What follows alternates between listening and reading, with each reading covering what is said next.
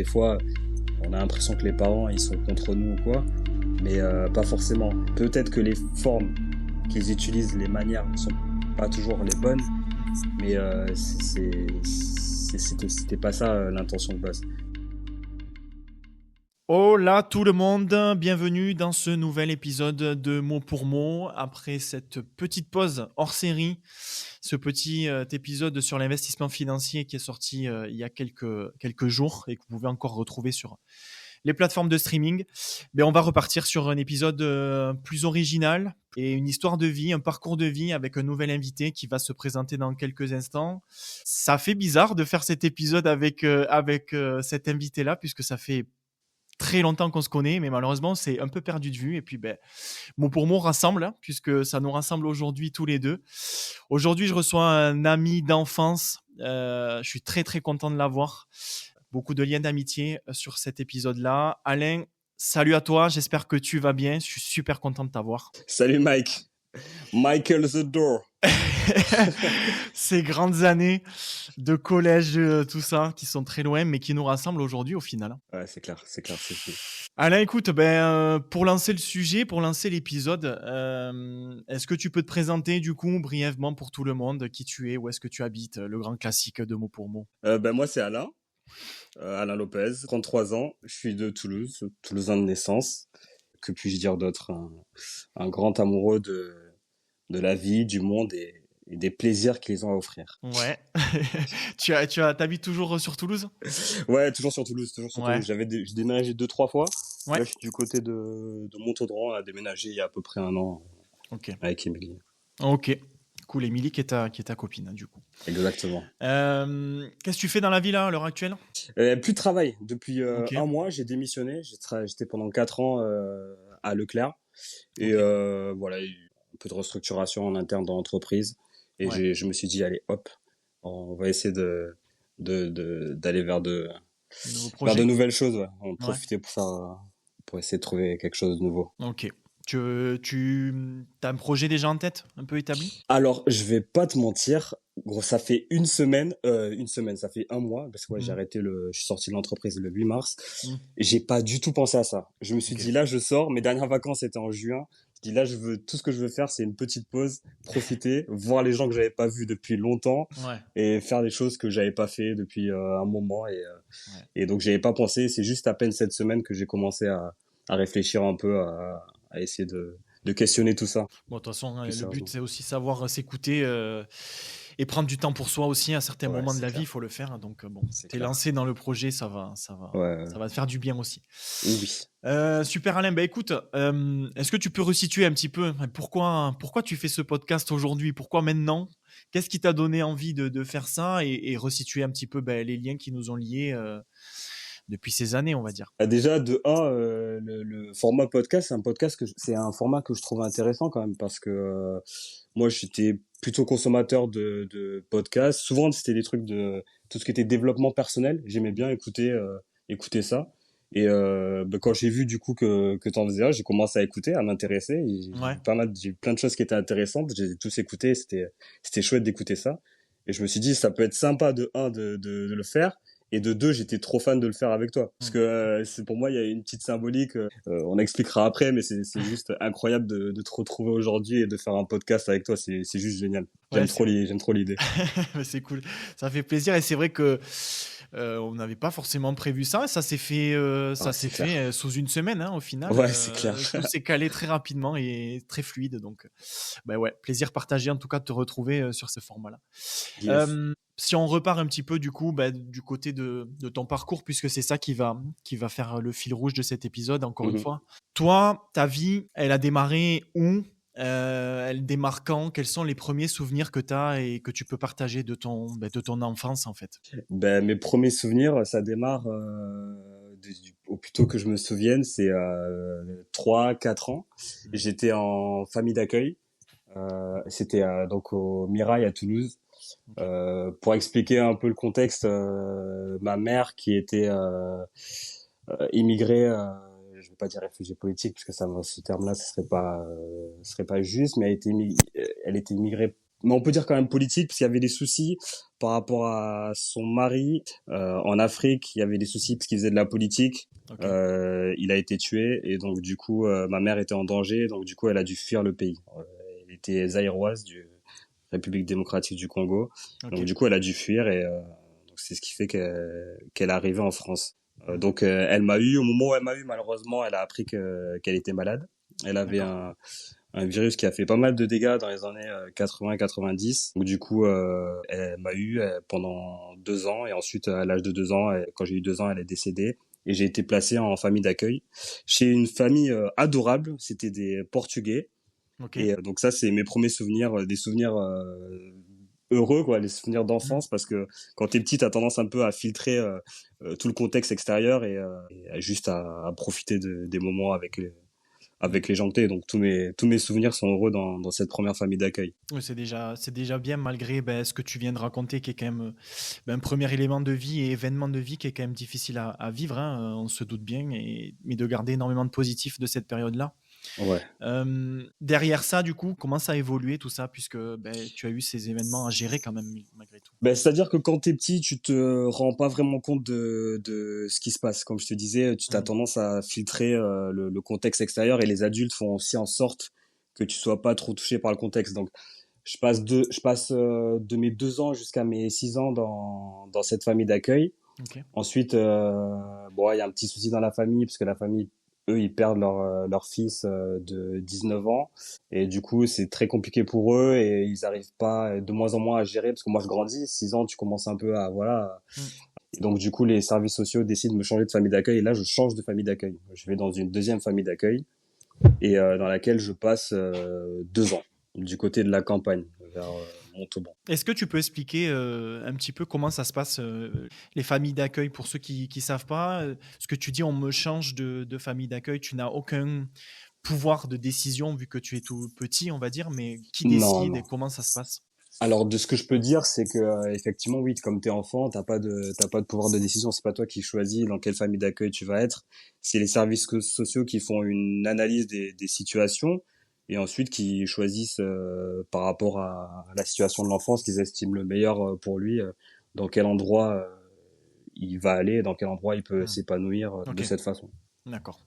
Donc tu changes de famille d'accueil Ouais. à ce moment-là, et quels sont du coup les événements et quels sont les souvenirs de cette seconde famille d'accueil qui te reste? Pareil, des souvenirs qui sont plutôt heureux, parce que encore une fois, moi j'ai une vraie capacité à filtrer les mauvais souvenirs. Non pas que je veuille les oublier, mais c'est plutôt un style de vie que j'ai.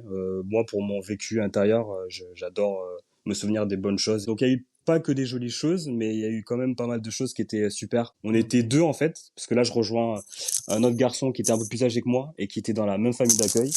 Et donc c'était des bons moments. On était un peu comment dire indisciplinés, hein, parce que comme tous les enfants qui sont un peu en difficulté, qui sont dans les familles d'accueil, ben on a souvent des petits problèmes perso qui sont pas faciles à gérer pour les familles d'accueil, et même pour nous quand on grandit à cette période-là. Hmm. Mais des super souvenirs, des bons souvenirs. Donc, vraiment, j'en retire que du positif. Tu restes combien de temps avec cette deuxième famille? Eux, je reste pendant 2 ans. Et Ok, après les 2 ans, c'est l'adoption. très bien. Donc, de mes 6 ans à mes 8 ans. Ok, donc à 8 ans, tu entres dans une phase que tu appelles du coup la phase d'adoption, c'est bien C'est ça? ça, c'est Ok. ça. Et là, c'est complètement différent. Là, c'est complètement différent, parce que là, c'est vraiment ta famille. C'est Hmm. plus du tout une famille d'accueil, parce que famille d'accueil, on dit famille d'accueil, mais la famille adoptive, c'est vraiment ta famille. C'est-à-dire, c'est ton père, c'est ta mère, ce sont tes frères et tes sœurs. Donc, Hmm. c'est plus du tout la même dynamique. C'est parce que famille d'accueil, il y a un peu cette idée que c'est quelque chose de temporaire. Famille adoptive, c'est Hmm. définitif. Donc Ok. c'est pour un enfant qui est orphelin et qui grandit en étant orphelin et qui a des rêves d'avoir une famille ou quoi, ben c'est complètement différent. Hmm. C'est une joie qui est incroyable de savoir que tu vas être adopté, que tu vas avoir vraiment ta famille, tes frères et sœurs, vie de famille, c'est juste incroyable. Pareil, du coup, cette famille, du coup, qui t'adopte, hein, cette fois, vraiment. Les souvenirs que tu en as, pareil aussi positif. Tu as gommé là aussi le négatif ou ça a un petit peu changé peut-être en grandissant? Non, franchement, mec, ça a pas changé. Toutes mes expériences à chaque fois, c'est la même chose qui ressort.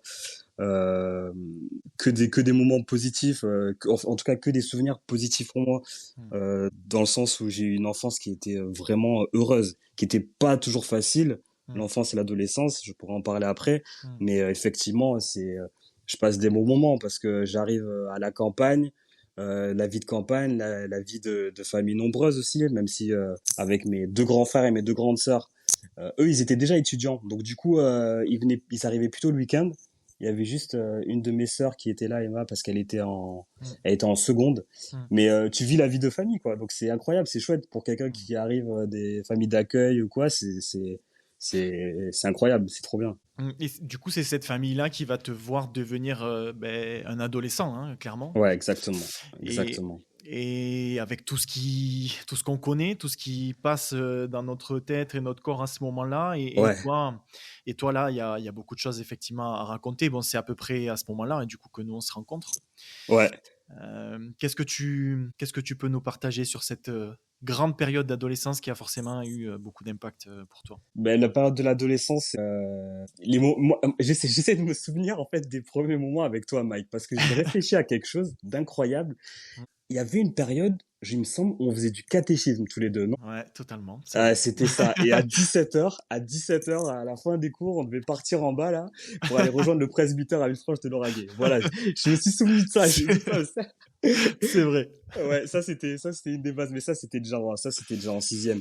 Mais Ouais. oui, les souvenirs, après de l'adolescence, des souvenirs positifs. Il y a eu des choses après qui étaient plutôt compliquées, parce que même si jamais j'étais dans ma famille adoptive et que j'étais heureux, j'ai eu beaucoup de rapports Mmh. conflictuels avec ma mère, parce Mmh. que en fait ma mère elle était en mission, ma mère adoptive, Mmh. vu que elle connaissait d'où je venais ou quoi, par amour elle voulait faire tout son possible pour que j'ai une superbe éducation et que je puisse après avoir entre guillemets les armes et la possibilité plus tard de Mmh. d'être bien, et c'était tout à son honneur. Mais c'est vrai que c'était pas évident, parce que le moment de l'adolescence c'est le moment où tu essaies de t'affirmer ou quoi.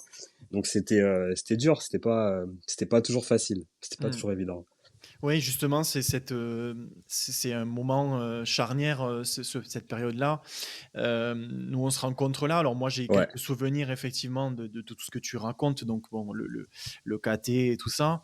Mais il y a aussi ces souvenirs de ta famille, adoptive ouais. et ces périodes un peu compliquées que tu avais avec ta mère effectivement. Qui ont marqué ton entourage, mais pas forcément que ton entourage familial. Je me rappelle de nous, hein, en tant qu'amis, ça nous avait Ouais, impacté. ouais.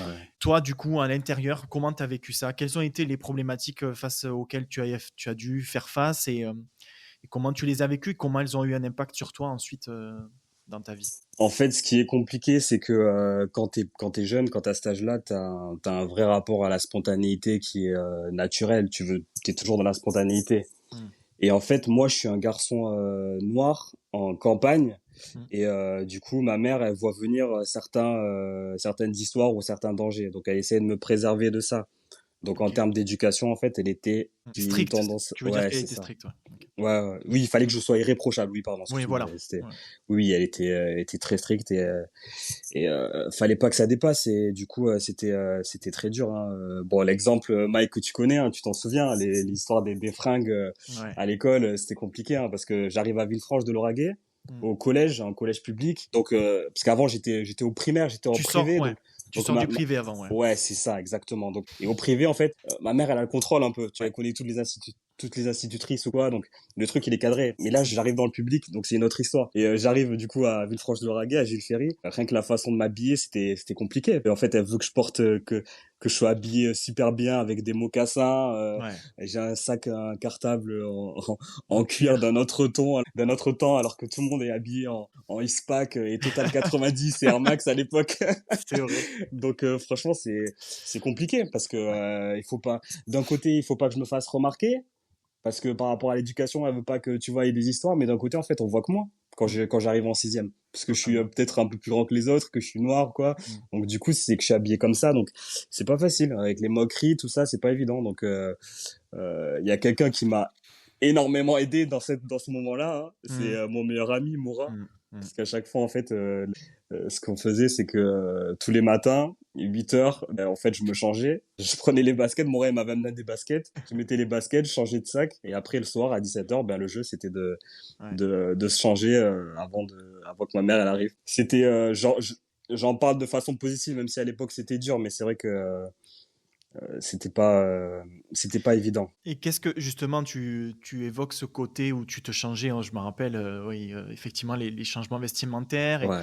toi à l'intérieur de toi quand tu faisais ça, tu devenais quoi? Tu changeais, tu étais plus le même? Qu'est-ce que tu ressentais vraiment Ben, en fait, tout d'un coup, tu peux être, entre guillemets, un peu plus toi-même et te fondre un peu avec tous les autres parce que il y a quelque chose de très compliqué à arriver au collège, surtout à cette période, et à avoir peur du regard, des moqueries ou quoi. C'est ce qu'on vit tous, hein, en tant qu'adolescent. Et là, c'était multiplié parce que Mmh. j'étais pas habillé comme les autres, parce que j'étais noir, donc du coup, il fallait trouver une stratégie. Et le fait de pouvoir me changer, ça me permettait ouais, de me fondre avec tout le monde et de pouvoir être accepté, même si dans la classe, tout le monde, c'était la bienveillance parce que t'es plutôt jeune ou quoi. C'est Mmh. plutôt quand t'es en dehors de la classe que c'est dur. Mais dans Mmh. la classe, j'ai mes souvenirs, tu vois, c'était positif. Personne me mettait à l'écart ou quoi. C'était pas comme ça. Mais c'était avec le reste du collège, des fois, c'était un peu plus compliqué. Donc Mmh. là, ça te permet un peu de changer de rôle. Tu changes d'identité et c'est là que commencent un peu les histoires d'identité, quoi. Et jamais ta mère ne t'a attrapé? Si. Ouais. Et du Il y a coup, une, comment ça s'est ouais, passé? ouais, c'était compliqué. En fait, c'était une réunion, elle avait réunion avec mon professeur d'allemand et je sais plus si c'était professeur d'allemand, même. Bref, peu importe. Et en fait, le problème, c'est que moi, je le vois pas, mais j'avais posé mon sac sur un des casiers, bref, la configuration. Ma mère, elle a vu mon sac et elle a pas compris en fait pourquoi il y avait un sac à moi. Et donc, elle va voir et elle a dû voir en fait que mes chaussures que j'avais normalement. Ouais. Et le truc qui se passe, c'est que après, il est 16 heures. Et moi, tranquillement, ben, je repars. C'est le moment de se changer avant que ma mère vienne me chercher. Mmh. Sauf qu'à l'époque, d'ailleurs, c'était pas ma mère, c'était la femme de ménage qui venait me chercher. Et je vois qu'en fait, mon sac, il est plus là. Et donc, je panique parce que je comprends qu'en fait, ben, ma mère, elle a chopé le sac et qu'elle s'est dit, il y a un truc qui va pas. Ouais. Et ben, ce que je fais, et c'est là que c'est incroyable, c'est que ben, moi, je peux pas rentrer avec les chaussures de Mora à la maison. C'est pas possible, je peux pas faire ça, tu vois. Donc, du coup, j'enlève les chaussures, je mets les chaussures dans le casier et je rentre en chaussettes. Ma femme de ménage de l'époque, Béa, elle était trop sympa, elle était trop drôle. Elle me regarde, elle fait, qu'est-ce qui se passe? Et je dis rien. Et après, je rentre à la maison. Et ma mère, elle attendait de voir c'était quoi mon excuse. Et elle regarde Béa, elle dit, mais il était comme ça quand il rentrait dans la voiture? Ben, elle a dit, ouais, il était en chaussettes comme ça. Et moi, j'ai rien dit, je voulais rien dire. Ouais, J'ai ouais. pas pu. Mais ouais, c'était des épisodes comme ça. C'était pas évident parce qu'il fallait tout cacher, il fallait toujours, tu vois, Mmh. faire attention à ce que tu dis, à ce que tu fais, avec qui tu es, tu vois. Morin, par exemple, qui était mon meilleur ami, tu vois, c'était quelqu'un que, par exemple, qu'elle appréciait pas beaucoup, tu vois. Mmh. Donc Oui. c'était dur parce que ben, c'était compliqué. Ben, Morin, pour elle, il t'a mené un peu dans le mauvais chemin parce qu'il te permettait à toi d'être toi-même et de pouvoir Ouais, c'est justement ça. t'identifier ben, à tes idoles. On va en parler après, mais tu Ouais, c'est avais ça. des inspirations à cette époque-là aussi. Et elle voyait ça comme quelqu'un qui t'amenait sur des chemins où elle voulait pas t'amener. Elle perdait cette notion de contrôle, comme tu disais. Ouais. C'est clair. Alors il y avait pas de raison en plus parce Alors que que non, tu ouais. vois, moi, c'était un très bon élève. Ouais. Mais c'était juste qu'en fait, il avait un côté, excuse-moi, moi, si jamais tu passes par ici, il était impertinent. Et en fait, ça, c'était un truc que ma mère, ben, pour moi, elle voulait absolument pas. Elle avait Ouais. peur de ça, tu vois. Et elle se Ouais. disait, bah, si jamais il va avec Morin, bah, il va faire pareil, il va commencer à, tu vois, à répondre ou quoi, des trucs comme ça. Et Morin, il avait du respect, mais c'est vrai qu'il était impertinent. C'est-à-dire, quand il y avait quelque chose qui allait pas et qu'il pensait que c'était pas comme ça, même jeune, il le disait, tu vois. Ouais. Et ça, c'est des trucs qui effrayaient ma mère par rapport à, effectivement, l'éducation ou quoi. Donc, ça aussi, c'était pas évident parce que c'était quand même mon meilleur ami. Moi, je l'aimais beaucoup et après, de plus le voir, par exemple, après, quand il était parti à Castelnaudary, c'était pas facile parce que j'avais pas le droit d'aller le voir, tu vois. Donc, Mm. Bon, on rassure Morin s'il passe par là. En tout cas, moi, je l'ai croisé à Bayonne plusieurs fois avant de rentrer sur Toulouse et il a changé. Il est plus comme ça. ouais. Ok, Alain, super. Dis-moi après, à côté de ça, forcément, tu avais cette première crise identitaire forcément. Enfin, c'était difficile pour toi de gérer tout ça. Et tu as des choses qui t'ont permis de prendre des bouffées d'air frais, des passions, ton entourage aussi, des amis. Qu'est-ce qui t'a aidé? De quoi tu étais passionné? Qu'est-ce que tu vivais à côté de ça? Il y a deux choses qui se dégagent, hein, c'est l'écriture, depuis toujours, depuis que je suis tout jeune, l'écriture, la lecture. Ça, c'est vraiment des bouffées d'oxygène pour moi. Même à l'heure d'aujourd'hui, c'est encore le cas. C'est des moments où en fait, tout d'un coup, bah, tu peux être dans ton monde et tu peux être toi-même et tu peux en quelque sorte t'évader. Donc ça c'était juste incroyable pour moi. J'ai toujours été un grand fan de littérature et aussi d'écriture et aussi et même aujourd'hui ça s'est développé en un désir de comprendre les mécanismes de fiction et de tout ce qui est les séries, les scénarios, tout ça. Donc je suis un vrai passionné de ça. Ok. Donc ça a été une passion très forte. Et la deuxième, hein, tu le sais, c'est le basket. Ah, Le quand basket, même. ça a été J'avais peur que non, tu l'oublies. impossible, impossible. Non, le basket, c'était fou. Le Ouais. basket, c'était fou. Ça commence avec, pareil, c'était une sortie catéchisme. On part à la montagne faire une randonnée, quelque chose comme ça. Et j'ai un copain qui s'appelait Thomas Saldegosi. Ah, je fais du dropping, name dropping. Et il me sort à une pause goûter un magazine de basket, 5 majeurs. Ouais. Et là, en fait, je vois des garçons, des sportifs noirs stylés qui font du sport ou quoi. Et pour moi, c'est révélation. Je me dis Ouais. waouh, c'est quoi ça? Parce qu'en fait, j'ai pas de figure de héros, tu vois, qui soit noir ou quoi. Tous mes héros, que ce soit dans les livres ou quoi, ils sont blancs. Et là, je découvre ce qui vont être mes héros, genre noirs, et je me dis waouh, ok, je veux être ça, je veux être exactement comme ça. Et il y a quelque chose qui se crée, il y a un feu ou quoi, et la passion elle devient absolument dévorante. Et après, ça s'arrête pas quoi. Ça s'arrête pas parce Ouais. qu'entre les récrés, toutes les récrés, il y a pas une récré où je suis pas sur le terrain. À Jules Non. Ferry, au collège, franchement, qui pleut, qui vente, qui neige, c'était. Et après un peu plus tard le club quand je peux en faire quoi. Ouais. Mais ouais, le basket c'était incroyable, révélation. Ça t'a apporté quoi le basket en plus de cette révélation au final avec le recul maintenant et les années qui sont passées tu l'analyses comment tout ça? Ça t'a apporté quoi au quotidien? Euh, Déjà, il y a quelque chose qui était important pour moi, c'était le regard des gens. Et tu cherches à avoir de la reconnaissance et à montrer que tu es capable, que tu as de la qualité d'une façon ou d'une autre. Tu vois, tu as un besoin de revanche aussi. Par rapport à mon profil en tant qu'orphelin, où tu as cette idée que, bon, il faut que je montre que je sois aimé parce que, tu vois, et ben là, tout d'un coup, avec le basket, tu vois que le regard des gens, il change parce que j'ai un petit talent, hein, et du coup, ben, les gens le voient et donc du coup ouais, le regard échange et pour moi c'est super important ça à l'époque, c'est quelque chose qui est juste merveilleux, hein. C'est ce qui me pousse aussi après à aller plus loin, à m'entraîner, à aller dans d'autres clubs. C'est ce qui m'a poussé pendant très longtemps. Ok.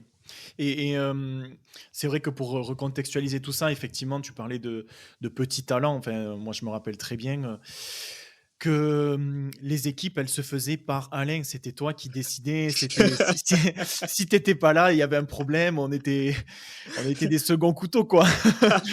Et c'est vrai que oui, effectivement. Alors moi, j'ai pas suivi toute ta carrière après de basket et tu vas nous en parler un peu plus, mais en tout cas, à ce moment-là, la personne qui jouait le mieux au collège et la personne qui était recherchée, avec qui on voulait tout le temps être dans l'équipe, c'était toi, effectivement. Donc oui, il y avait de toute façon, comme tu dis, un talent qui était là. Et pour moi, il n'était pas petit. Je préfère dire les choses clairement. Merci mec, c'est gentil, c'est gentil. Mais après tout ça, du coup, il y a ces premières soirées aussi qui se sont déroulées où tu parles. Là aussi, on va approfondir le basket, jeux vidéo, tout ça. Tu poussais ta passion vraiment jusqu'au bout. Ouais, c'est clair, c'était dans tous les sens, c'était fou, hein. D'ailleurs quand je repense aux Ouais. premières soirées, parce qu'en fait il faut savoir, pour ceux qui nous écoutent, étant plus jeune, il n'y avait pas le droit de sortie. Les sorties, c'était pour aller au scout, c'était super. C'était pour aller au catéchisme. Mais chez les copains, il n'y avait pas de sortie. Et Mike est la première personne chez qui ma mère m'autorise à aller. Et c'est absolument dingue pour moi parce que tout d'un coup, je vais chez un copain, c'est génial.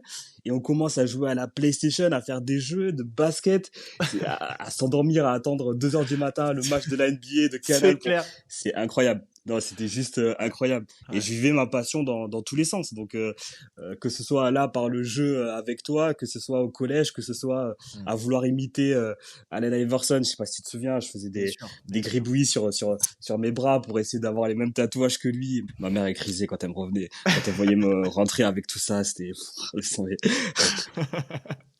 Ah, c'était des très grands Ouais, la moments, passion effectivement.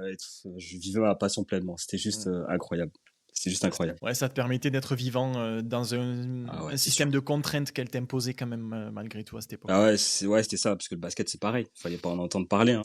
Comme je t'ai dit, Allen Iverson, les gens taperont sur Google si jamais ils connaissent pas trop de basket. Et Mm. voilà, ils vont comprendre que ça allait peut-être pas avec l'idée que ma mère avait pour moi en termes d'éducation. Voilà, elle avait un petit peu peur de ça, donc c'était niet. Quand elle a compris que mes idoles c'était ces joueurs-là, elle s'est dit oula, danger. Donc le basket, il fallait pas en entendre parler. Et c'est pas faute pour des gens de l'extérieur d'avoir essayé de la convaincre de me laisser jouer en club ou quoi, mais Mais c'était pas possible. non, c'était compliqué. C'était compliqué. Ok, très bien.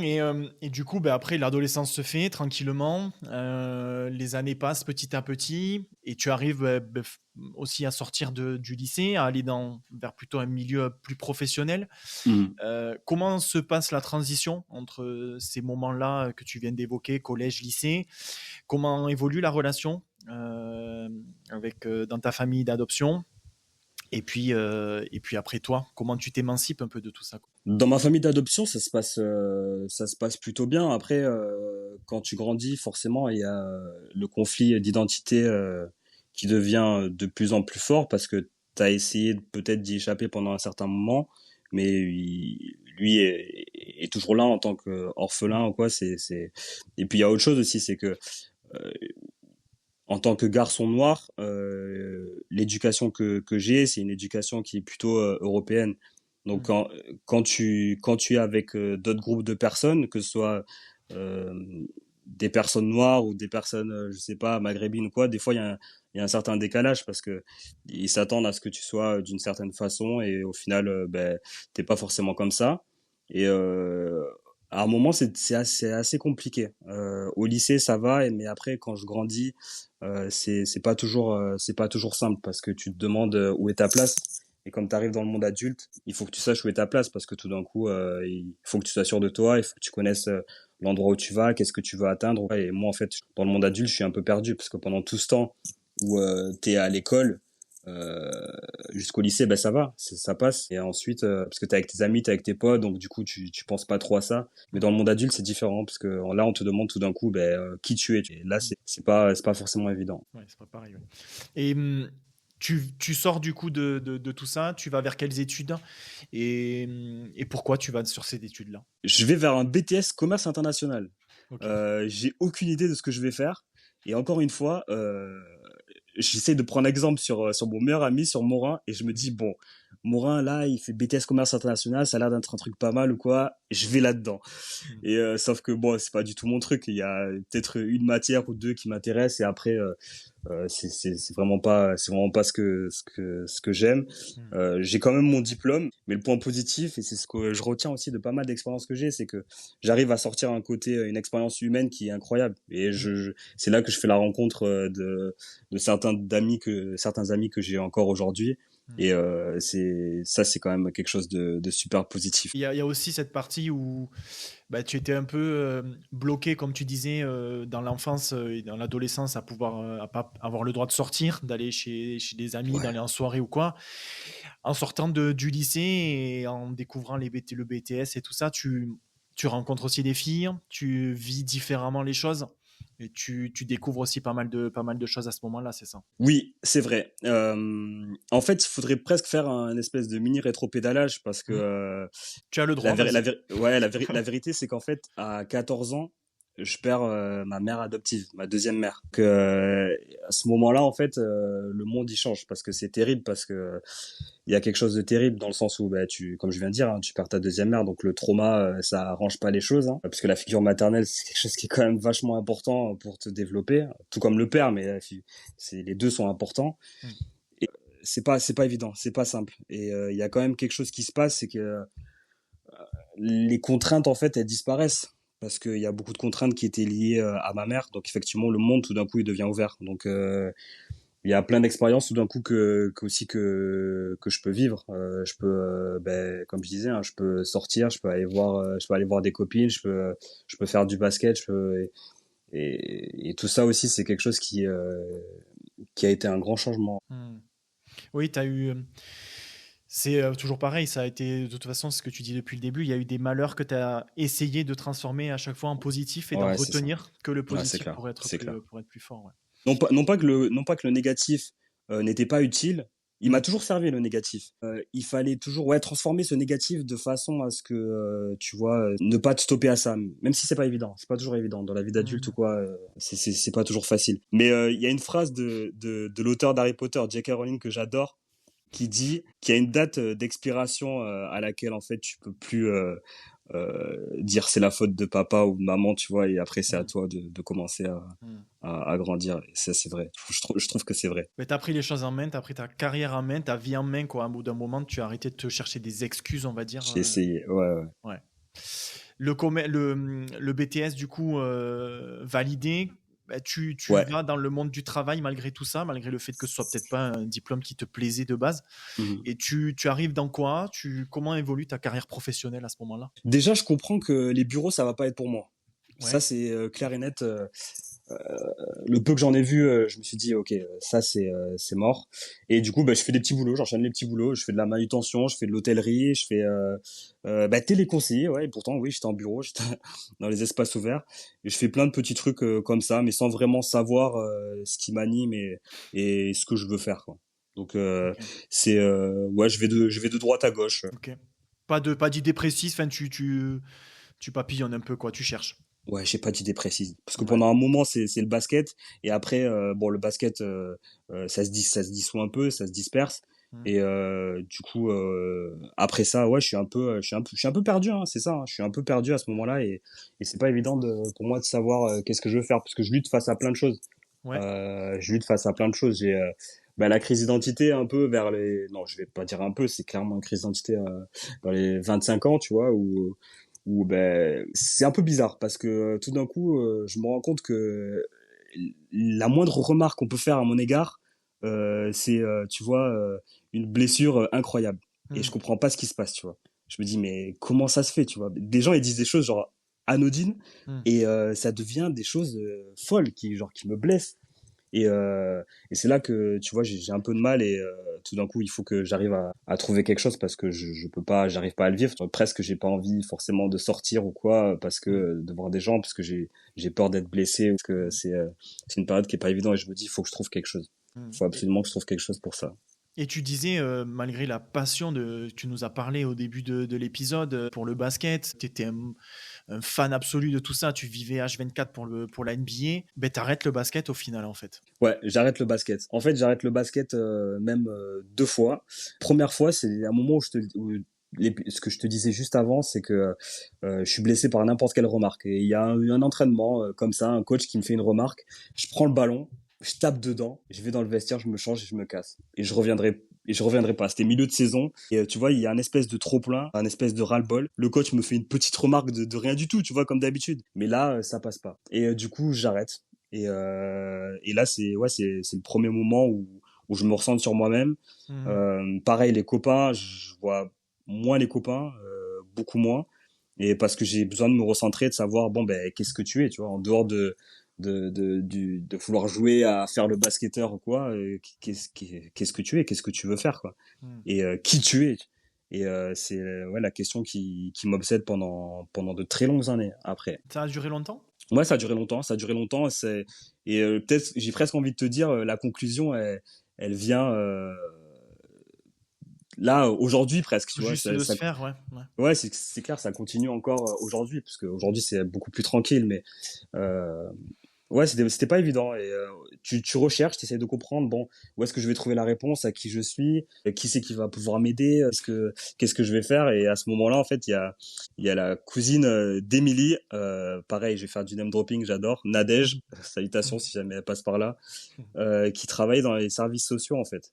Ok. Et en fait, à moi, elle me rappelle quelque chose, c'est que il y a peut-être des papiers me concernant pour savoir par rapport à mon adoption, tout ça, les familles d'accueil au conseil départemental. Mm.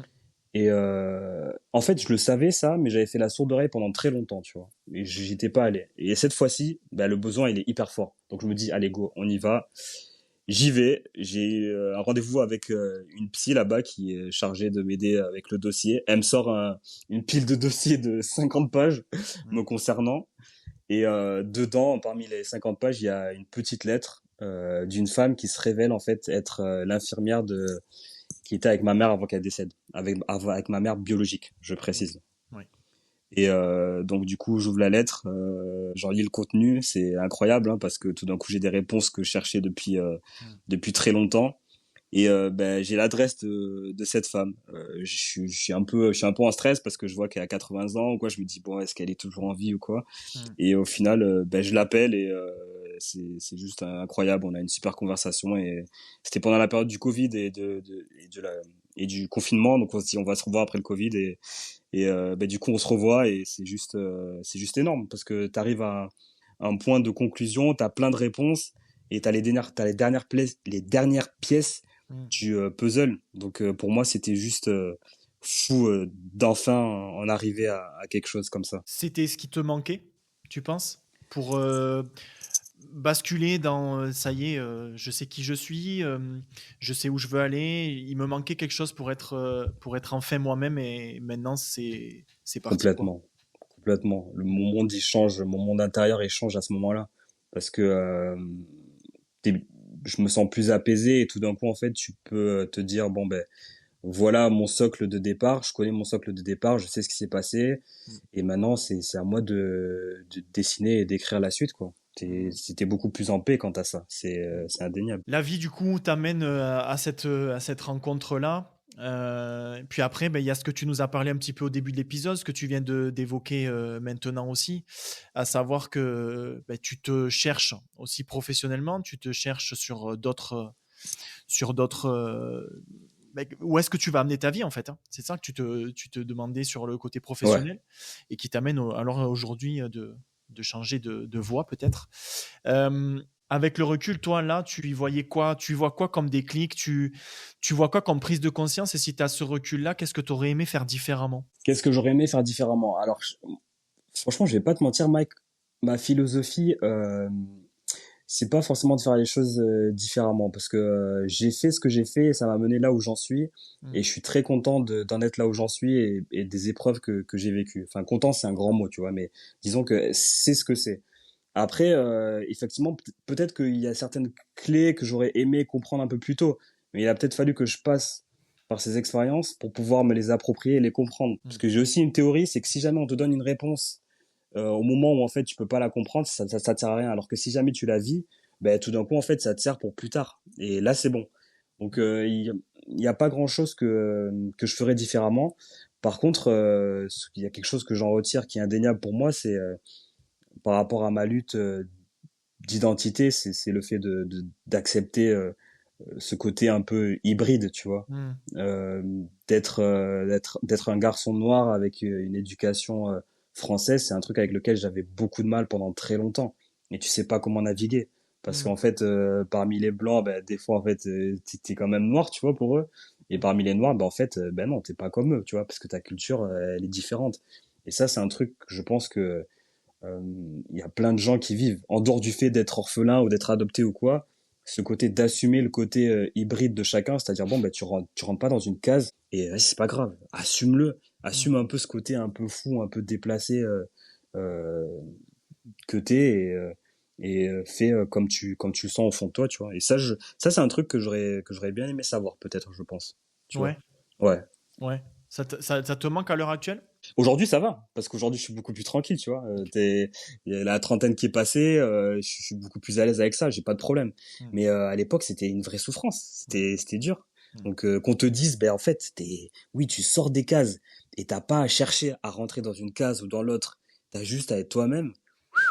Ça Mm. aurait été incroyable pour moi de le savoir, quoi. Et c'est Mm. super important. Mais je pense que c'est super important pour tout le monde, mec, hein. Pas juste pour ceux qui sont adoptés ou quoi, hein. Vraiment, je suis persuadé que si jamais chacun assume le côté un peu, comme je dis, moi j'appelle ça d'être un peu hybride, tu vois, de sortir des cases, Ben franchement, ça aide vachement, ça aide énormément. Mmh, S'accepter. s'accepter, totalement. Le basket, c'est fini? Ou tu peux sortir de ta retraite? Non, je vais pas mentir, il y a toujours des fois où ça me titille, hein. Ça, c'est compliqué, parce que, on va dire franchement, c'est mon grand amour, hein, ça et l'écriture Mmh. mais des fois j'y retourne, mais c'est le côté un peu compétition où des fois je me dis, j'ai trop envie d'y retourner, j'ai trop Mmh. envie d'y retourner. Mais c'est pas pareil qu'avant, c'est pas la même chose parce qu'avant il y a une espèce de rêve qui te pousse, tu vois, comme je disais, c'était la NBA, le fait d'être professionnel et tout. Et après, quand tu grandis, tu comprends aussi ce que ça veut dire être professionnel. Parce que Mmh. c'est plus le rêve de, tu vois, c'est plus ça, hein. C'est plus les séries américaines ou quoi. Non, c'est un vrai truc d'être professionnel. Et donc, ouais, mais des fois, je repars y jouer parfois. Ouais, Il y a un endroit sympa qui s'appelle la Hoop Factory à Toulouse. Et ouais. c'est juste super. C'est gymnase en intérieur, là. C'est juste génial. Donc, tu vas et des fois, j'y vais. Franchement, c'est super. Je m'amuse et c'est top comme ça. C'est super. Eh ben écoute, dans les futurs mois, il va falloir s'en organiser un pour voir ce qui nous reste des grandes Allez, époques. allez, carrément. Là, à l'heure actuelle, avec tout ce que tu as parcouru, bon, tu l'as pas évoqué, mais je vais t'amener quand même sur ce terrain-là parce que je sais que tu voulais en parler, peut-être avec modestie. Mais il y a eu cette rencontre avec Émilie. Ouais, Euh, c'est clair. Qu'est-ce que ça t'a apporté? Est-ce que tu as un message à lui passer? Dans quoi ça t'a aidé tout ça? Parce que forcément, ta relation est longue et elle a fait partie, elle t'a soutenu dans beaucoup de moments. En fait, la différence avec Emily, c'est qu'il y a un moment où je suis pas bien dans ma vie. C'est pas que je suis pas bien, mais c'est que bon, tu te cherches ou quoi. Et je navigue entre les masques que je dois porter à Mm, l'extérieur. Quand je me retrouve avec elle, en fait, j'ai pas besoin de porter de masque. mm, Et ça, c'est quelque chose d'incroyable. Quand tu te retrouves avec quelqu'un et que t'as pas besoin de porter de masque et que t'es accepté juste comme t'es, la sensation, elle est juste folle. Donc mm, sur ça, ça a énormément joué. Ça a énormément joué. mm. S'il y a une chose où je suis un peu plus pudique, c'est effectivement c'est ma relation avec Émilie. On grandit encore, tu vois, tous les deux, mais c'est sur ça, je suis un peu plus, je vais pas mentir, je suis un peu plus secret parce que les choses que j'ai vraiment dans le cœur, des fois, j'essaie de les préserver, même si des fois je peux Mm. donner deux, trois trucs, mais tout n'est pas parfait, tu vois. C'est juste, ouais, on grandit ensemble, on apprend à savoir, bon, ben, qu'est-ce que c'est la vie, qu'est-ce que c'est que qu'être en couple, qu'est-ce que c'est que l'amour, qu'est-ce que c'est que les compromis aussi, et en fait, on s'est mis ensemble, on avait 20 ans, aujourd'hui, on a 33, 34 ans, tu vois, on est encore ensemble à grandir. Moi, je fais jamais de plan sur la comète, depuis le début avec Émilie, on est au jour le jour, et je suis trop content de là où ça nous mène, tu vois, Mm. c'est juste top. Ben, en tout cas, tu as passé ton message aussi. On veut pas aller chercher quoi que ce soit de plus et c'est déjà très, très bien expliqué. Et je Ouais, sais que tu avais quand même envie de lui passer un petit message. elle Subtilement, sait. mais en tout cas, voilà. Elle sait, de toute façon, elle sait. Est-ce qu'avec le recul, tu penses qu'il te reste un peu encore des zones de fragilité ou des moments où tu as t'as des doutes malgré tout ce chemin parcouru et tout ce qu'il a pu t'arriver? Est-ce qu'à l'heure actuelle, des fois, tu retombes un peu dans ces travers-là ou dans ce passé? Ouais, bien sûr. Mais je suis beaucoup plus tranquille avec ça. C'est-à-dire qu'il y a un moment où je me suis dit, papy, arrête de vouloir toujours contrôler les choses, de vouloir être parfait ou quoi. Mm. Il y a des fois où tu vas chuter. La question, c'est pas, tu vois, si tu vas chuter ou quoi, c'est est-ce que derrière, tu vas te relever, tu vois. Et Mm. c'est pour moi, maintenant, aujourd'hui, c'est ça. Je suis un peu plus tranquille parce qu'il y a des fois où c'est dur, ça va pas, t'as des doutes ou quoi. Mm. Mais je suis confiant dans le fait que derrière, je vais me relever. Et après, oui, effectivement, il y a toujours des axes de progression parce que je crois pas que c'est aujourd'hui à 33 ans que je vais être parfait et que tu vois tout va être nickel ou quoi. Non, je crois pas. Je pense que les défis vont durer pendant toute la vie et c'est très bien comme ça parce que ça me permettra de grandir et Ouais. j'en ai, mais je panique moins par rapport à eux, tu vois. Au moment où ça arrive, Mm. ça va. Je me dis, ok, j'accepte le fait d'être dans un moment qui est moins bien et je l'embrasse plutôt que de faire genre que, tu vois, Mm. ouais, tout va bien, quoi. Ça, je suis incapable de faire. Non, je dis, ok, là, ça va pas. Vas-y, embrasse le moment Mm. et après, relève-toi. Ok. Prends le moment qu'il faut pour pouvoir, tu vois, être pas bien ou pour pouvoir, tu vois, analyser le truc, comprendre et après, faudra repartir à un moment ou à un autre. Ouais, Alain, sur la suite de cet épisode-là qui arrive sur la fin, euh, avec le recul, c'est vrai que tu nous as parlé beaucoup de ta mère adoptive et de ce qu'elle t'a cette relation que vous aviez tous les deux qui était très difficile à vivre. Alors Mhm. certainement autant pour elle aussi que pour toi. Faut aussi penser à elle, je pense, dans ce moment-là. Ouais, c'est clair. Euh, Comment tu analyses un peu cette relation-là et qu'est-ce que tu veux passer comme message par rapport à ça? Mais il y a quelque chose dont je me suis rendu compte aussi, c'était que elle essayait de faire le mieux pour pouvoir protéger un enfant qu'elle aimait. Hmm. Quand t'es petit, que t'es jeune, tu comprends pas ça parce que t'es dans ta frustration, tu vois pas, t'as l'impression que t'es contraint ou quoi. Mais en fait, j'ai compris, j'ai appris Hmm. par aussi par des gens de l'extérieur plus tard quand j'étais adulte qui m'ont parlé et aussi par certains événements que ben non en fait c'était pas juste c'était pas de la méchanceté gratuite, tu vois, Hmm. c'était pas me contraindre juste pour me contraindre, c'était parce que ce qu'elle voulait c'était que j'ai la meilleure base possible pour la suite de la vie. Et ça Hmm. c'est un truc qui est important, c'est-à-dire que des fois on a l'impression que les parents ils sont contre nous ou quoi, mais pas forcément. Peut-être que les formes qu'ils utilisent, les manières ne sont pas toujours les bonnes, Hmm. mais c'était pas ça l'intention de base. Et ça, c'est quelque chose aussi qui m'a fait beaucoup de bien aussi et qui m'a apaisé parce que j'avais beaucoup de colère à un moment. Hmm. Et ça m'a apaisé quand j'ai compris que bah non, en fait, c'est pas ça. C'est juste que la façon de faire était autre, mais l'intention de base, elle était incroyable. Et tu vois, par exemple, il y a quelque chose que j'avais pas dit, tu vois, c'était par rapport à l'écriture. L'écriture, ma mère, pareil, elle avait une sorte de elle voulait aussi contrôler des fois ce que j'écrivais ou quoi. Et après, j'ai appris, moi je comprenais pas parce qu'en fait, tout ce que j'écrivais, Hmm. elle me le prenait en fait. Et je comprenais pas pourquoi elle le prenait, tu vois, je comprenais pas. Et un jour, en fait, j'ai appris que elle avait trop de fierté par rapport à. Elle éprouvait de la fierté par rapport à ce que j'écrivais et qu'elle était même allée voir une prof de français pour lui montrer mes écrits. Hmm. Et tu vois, c'est quelque chose quand j'ai appris ça, tu vois, c'est des choses qui t'adoucissent et tu comprends que ben non, tes parents en fait, ben ils t'aiment, tu vois. Des fois ils s'y prennent mal, mais en fait c'est C'est l'intention pour de ton base. bien malgré tout. Ouais, c'est Ouais. clair, c'est clair. Hmm. Ça c'est quand même important. Super. Tu as pris du recul, tu nous as dit ce que tu voyais comme différence entre toi d'avant, celui qui s'est construit à travers toutes ces Ouais, difficultés, ces événements, qui a fait de l'introspection, qui est capable d'analyser tout ça et de voir un petit peu qui il est devenu. Tu as aussi posé les bases en disant qu'à l'heure actuelle, c'était en cours de finalisation et que professionnellement, par exemple, tu t'octroies un moment de pause pour prendre du temps pour toi. On voit qu'à 33 complètement. ans, on a aussi le droit de le faire. Quel serait le conseil que tu pourrais transmettre ou les derniers mots que tu pourrais transmettre aux auditeurs sur ton vécu et puis sur quelque chose de global de la vie, quoi. Euh, il y a une idée que j'aime bien du réalisateur Steven Spielberg. Mm. Euh, il disait quelque chose comme quoi, malgré le vacarme du monde, le grand bruit, les cris qui sont souvent tendance à nous hurler dessus en nous disant ce qu'on doit faire, ce qu'on est supposé faire, Mm. que c'est comme ça et pas autrement, quoi. Qu'il fallait apprendre à écouter des fois son intérieur et je veux pas verser juste dans un développement perso de, tu vois, simple, mais c'est réel. Il faut savoir des fois s'écouter, écouter la mélodie intérieure, parce que elle sait ce qu'on a envie de dire, ce qu'on a envie de faire, ce qu'on a envie d'être. Sauf que la différence, c'est qu'elle est pas en train d'hurler comme le monde, mais elle est plutôt en train de chuchoter. Donc c'est pas toujours évident de l'écouter. Et des fois, il faut savoir se poser et écouter ce que dit l'intérieur aussi. C'est vachement précieux pour rééquilibrer un peu. Faut pouvoir rééquilibrer ce qu'on doit faire et ce qu'on est, ce qu'on veut faire. Là, à l'heure actuelle, maintenant, toi, c'est ce que tu as mis en place. Complètement. Aujourd'hui, oui, c'est assumé.